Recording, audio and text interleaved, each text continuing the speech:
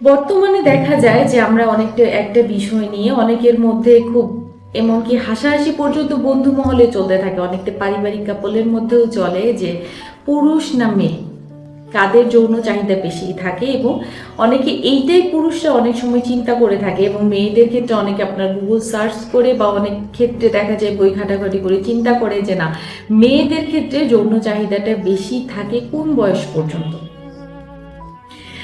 আজকে এই বিষয় সম্পর্কে আপনাদেরকে ছোট একটা ইনফরমেশন দিব, যেটা দেখা গেছে একটা গবেষণায় টেক্সাস ইউনিভার্সিটির একদল স্টুডেন্ট আপনার বিভিন্ন বয়সী মেয়েদেরকে নিয়ে একটা গবেষণায় চলে আসে। তারা তিনটা ভাগে মেয়েদেরকে ভাগ করে। একটা দেখা যায় যে আপনার যে বয়স থেকে মেয়েদের সাধারণত শারীরিক বৃদ্ধিটা শুরু হয়, সেইখান থেকে যেমন 16 বছর বয়স থেকে 23 বছর বয়স পর্যন্ত একদলকে ভাগ করা হয়।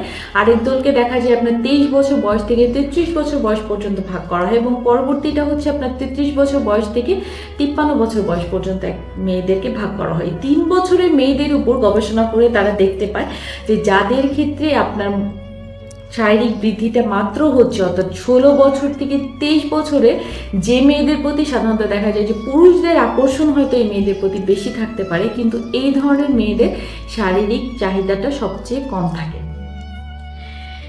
এদের তুলনায় যারা 23 থেকে 33 বছর বয়সে পৌঁছায়, তখন দেখা যায় যে তাদের এদের থেকে শারীরিক চাহিদাটা অনেকাংশেই বেড়ে যায়। তো অনেকে দেখা যায় যে এই বয়সটাকে অনেকে চিন্তা করে যে এটা হচ্ছে বিয়ের উপযুক্ত সময়। এর পরবর্তীতে আপনার 33 থেকে 53 বছর যে বয়সটা, অনেকের ক্ষেত্রে দেখা যায় যে 33 বছরের একজন মেয়ে সাধারণত দেখা যায় যে তার দেখা যায় একটা বা দুইটা বেবি থাকে। অনেকে মনে করে যে বিয়ে হয়ে গেছে।